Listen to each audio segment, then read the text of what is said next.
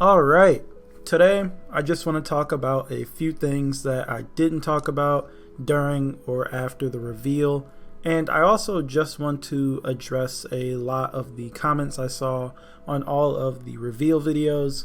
Of course, since I didn't get early access to the new hero, Sad Infowers over here, I won't bring them up much as we'll be able to get our hands on them in just 2 days, but I will talk about what we've all been seeing from everyone else quickly towards the end of the video. If you do watch these videos regularly and just want to help me out a bit, I'd really appreciate it if you sub to the channel. We're really close to 52k. Now that that plug is out of the way, let's get into it. Alright, so let me talk about what shows up first in the title. The Centurion, Gladiator, and Warlord reworks that were quote-unquote basically confirmed during the reveal livestream. I saw a bunch of comments asking me if I knew that these three heroes were getting a big, medium, and small rework respectively, and asking me to talk about it and whatnot. So first, let me show you the clip where Yubi hinted at these heroes getting some work as they were talking about the testing grounds.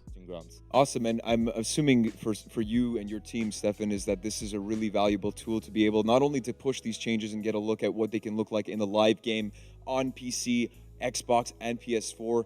What does this mean and imply for your team in terms of benefits? Because this is something that helps both the players as well as, I would assume, your team. I completely agree. I mean, what's really exciting for us is like we can go, okay, so we want to try some changes that might be small, big, and kind of medium, depending on that like order that you see there, perhaps. Yeah. In the game. Keep coming with the hints, of course. Whereas before, we would have to go to a PTS. So I didn't come out and say that I knew for a fact that Centurion, Gladiator, and Warlord would be receiving huge reworks next season, because I knew a lot of people were going to watch that video, and I didn't want to get a bunch of people's hopes up over some admittedly strong hints. Yes, I do believe that Centurion, Gladiator, and Warlord will receive improvements or balance updates, but you just never know with Yubi. We could get like reworks where we see new attacks and animations and they change how a few things work, or we could receive improvements or balance updates like the ones we'll be receiving this season.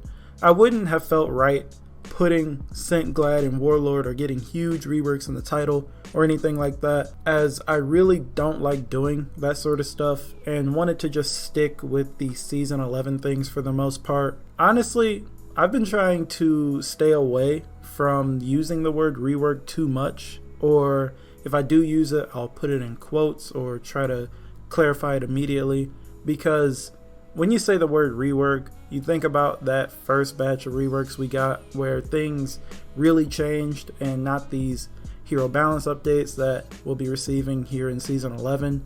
Because to me, this isn't a rework. These are exactly what UB called them, balance updates. But the community just sort of expects that a ton of things will be changed. We'll see some new animations and that UB will make the hero feel different after the update and play better or potentially worse, but mainly different. And I do admit to believing that at least one of these heroes would receive a rework this upcoming season, that hero being Shinobi, but oh well. Honestly, I feel that the reception would have been much different had UB worded their statement in the post they put on their website on the 23rd a little differently.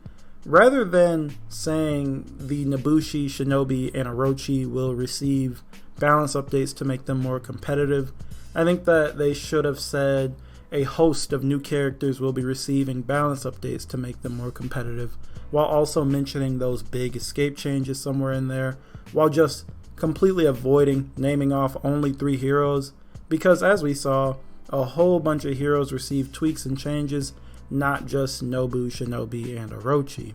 I'm actually surprised at how many people said that they were going to quit the game or uninstall because of the reveal event.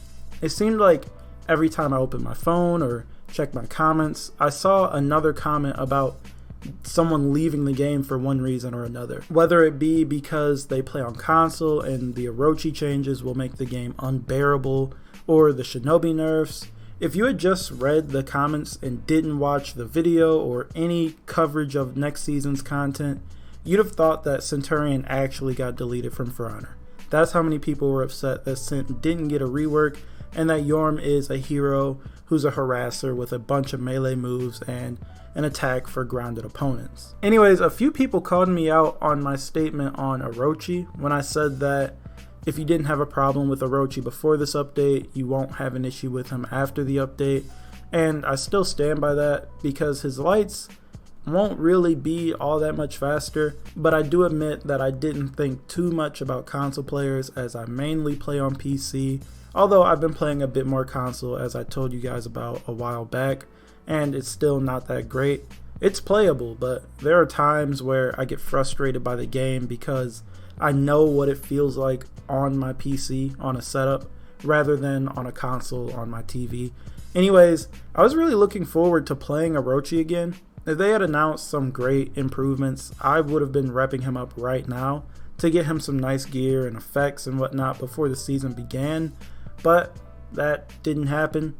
I am really glad that they are finally getting into attacks that don't fall into a 100 millisecond interval. Like I said the other day, it's something that we've been asking for a while, but I'm sure that this isn't it. I have a feeling that we'll see more work done to Orochi in the future, probably utilizing the new testing grounds, because I'm sure that Yubi knows that this isn't enough for Orochi to be great.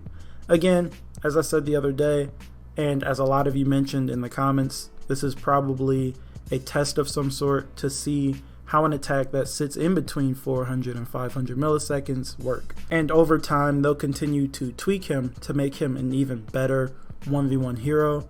So maybe Yubi doesn't want him to be great in team fights and instead want him to be like an actual 1v1 specialist who can catch people who try to disengage or intercept someone rotating by themselves or take out a solo player on a point or something. But they didn't really do that in this update. And in a team fight, a faster light doesn't mean anything if he's going to be externally blocked anyways, or if you just don't look at him.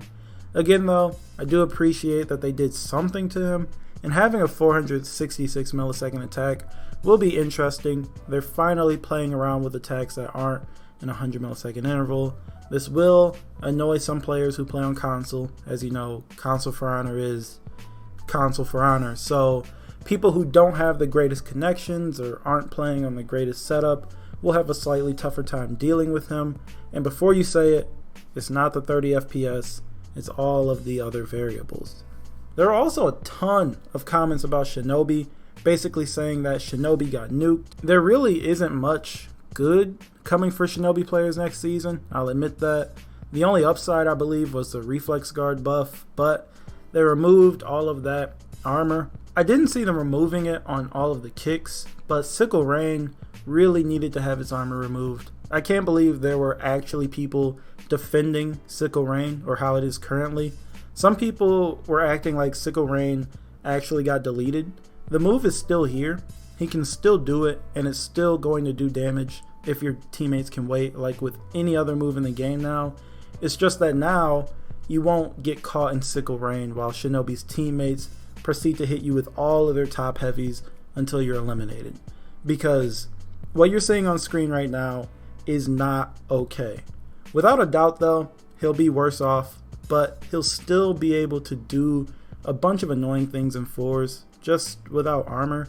I do hope that they revisit him again though, as there are still problems in his kit, and I do want Shinobi to be a hero that everyone can tolerate and maybe even want to play.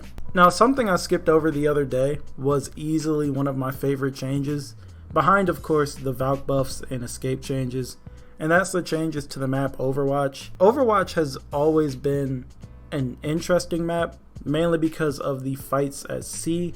Sea is basically the letter H surrounded on either side with pits, which makes the beginning fight, if your team decides to go there, a battle of who will fall first, or you all end up hunched together next to the stairs. So in the notes it says that the 2 traps at the center of C will no longer be open in all game modes, so no more falling at C basically. On top of this, the 2 traps at either end of C will only open when either team falls into sudden death for the first time in Dominion and Skirmish. Again, another great change. And the final change to that map is that there are now ladders that will create a new path to A. These ladders are located near the outskirts of Zone B. Again, another great change. Now when you spawn, you can go clear B and get to A without having to run near C and potentially be chased down or locked at these bridges, which also have plenty of hazards for the sake of having hazards. And I love this change. I'm so glad that there's another way to A now. I was so focused on all of the new quality of life changes and of course the hero reveal that I completely skipped over this. I'm sorry about that, but I'm hoping that they do new things like this for a few more maps. And before I leave you all alone and quit bugging you, I will say what I've seen from Yorm has been interesting. Of course, everything we've seen from other content creators and whatnot is early access, so we're not sure if things will change or not. But from what I see now, I'm still sort of excited. I'm more excited to level them up just because I like the idea of the weapon and want to have a really nice hammer. But gameplay wise, I'm not sure if there's enough there to keep me engaged. Same thing happened with Hitokiri. The small kit and clear goal really made her get stale to me. I think the fun with Yorm will be playing with a team and punishing people heavy. I'll just have to wait until I get my hands on them before I say anything else. But for now, those are just my initial thoughts. I'm still excited to be able to play with something new though, but I'm not blown away by what I've seen so far. I'm just hoping that using them will change my mind. Anyways, that's all I've got for this video. Next season starts in 2 days. Of course, I'm looking forward to the new hero, but it's all of the other stuff that I'm really looking forward to. Those escape changes, the numerous tweaks to heroes, the new breach map that I can't wait to play on, the Overwatch changes, all of it. I'll be on top of it when the season releases, so be sure to check back in sometime. As usual though, I do want to hear what you guys think, so talk to me down in the comments about anything we talked about in this video. And as always, if you like the video, feel free to leave a like and sub if you're new, and I'll talk to you guys in the next video.